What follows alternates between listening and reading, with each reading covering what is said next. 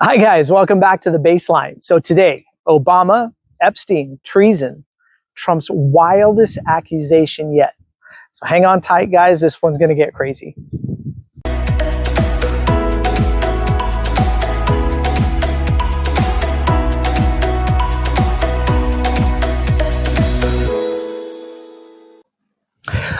Okay, pause everything. You thought you clicked on a video about tariffs and trade deals?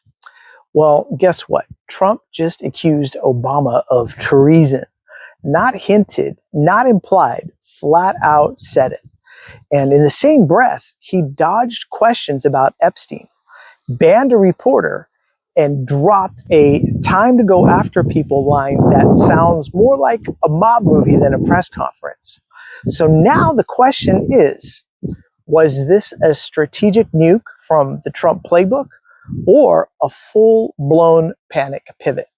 So stick with me, guys. This one's fun because once you hear what he said and what he didn't say, you'll realize this wasn't a press conference moment. This was a distraction operation. All right, so let's set it up. Excuse me, guys. All right, so here's the setup. Trump had just finished a meeting with the president of the Philippines. Now, supposedly about trade, tariffs, international deals, but instead it turned into a greatest hits remix of election conspiracy, deep state paranoia, and a locker up energy with a fresh Obama twist to it all. So let me first answer the top three questions you're probably asking, right? So did Trump really accuse Obama of rigging the 2016 election? He did. Yes. And not just a vague allegation either. He said Obama gave the actual orders, and he said there's signed papers. He used the word treason. So why now? Why? Why Obama out of nowhere? Well, timing is everything, because just before this, Trump was asked about, wait for it, Jeffrey Epstein. And suddenly, boom, cue those outrage fire hose. Is this legit? Are there actual documents? The short answer is no. And the long answer is the Durham report, Trump's own special counsel, found no evidence of a deep state conspiracy by Obama or anybody else. But here's the part nobody's talking about. And this is the one where you're going to want to know what the question actually was before Trump launched into this tirade. So a reporter asked him about Jeffrey freaking Epstein, about documents, about letters, about the Wall Street Journal, reporting he sent, a body birthday note to Epstein in 2003.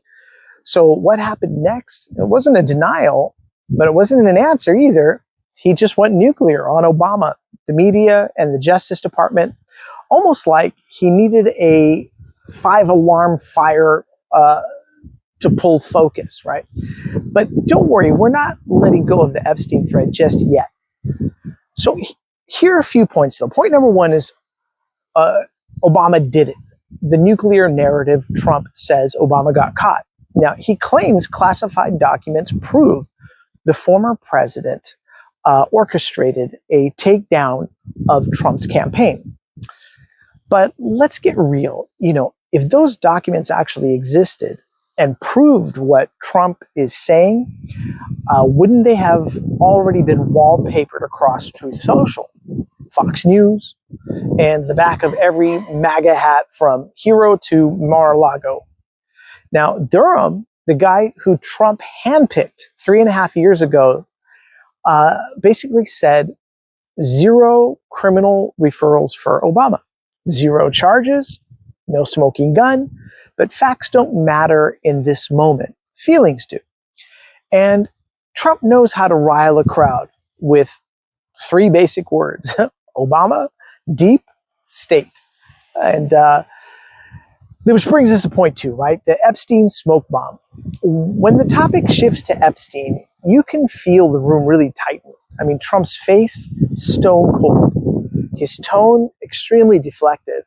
And suddenly, it's like Wall Street Journal is corrupt.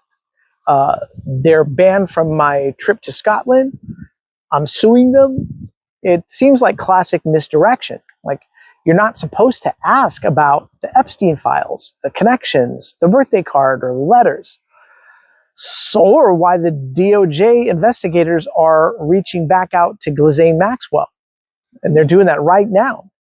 But that's exactly why we have to. Because when Trump starts banning reporters over a story, that's not strength, that's smoke. And now that comes to point number 3. It's time to go after people, is what he said, the retaliation line. And this is where it gets dark, because Trump says it's time to go after people. He names Adam Schiff. He references Hillary Clinton. He flat out implies Obama should be prosecuted. And that's terrifying, because here's the thing. The United States presidents do not publicly instruct the Department of Justice to investigate their enemies. That's just authoritarian 101. And that's not being about Democrat or Republican or being on a team. But Trump's not pretending anymore. The firewall between politics and law enforcement, he's lighting a match to it. And remember, when Trump says things out loud, they're often test balloons of a way. If no one pushes back, then he's going to push a little bit further. So let's go full circle back to Maxwell and the files. And let's tie this loop. While the press circus unfolds, real things are happening behind the scenes. Now, the Department of Justice is requesting another interview with Ghislaine Maxwell. And a federal judge is weighing whether to unseal grand jury transcripts. Now, the House Oversight Committee, just voted to subpoena Maxwell. Now, that's why this distraction matters so much. Because while everyone's screaming about Obama, the real legal heat might be creeping back towards Epstein and Epstein's old circles. And who shows up in that orbit again and again? It's Trump. So here's the twist. Trump's shouting about treason, but what if the real reason he's shouting is because he knows someone's about to talk? Maxwell, the grand jury, the victims, the sealed files. What if the distraction is the story? So we're going to keep diving into those things, diving into Epstein, the documents, and the ones especially that they don't want public. And we'll also keep up with what Trump's team may be trying to keep buried before 2026 drops. And it's going to drop like a hammer, because when truth starts knocking, somebody always tries to turn up the volume. Anyway, guys, let me know what you think about this. Do you think Obama really did this? Do you think evidence will come up? Do you think this is a smokescreen? I'd love to know your comments. Put them in the section below. And we'll look forward to seeing you on the next episode of The Baseline. Okay, cheers, everybody.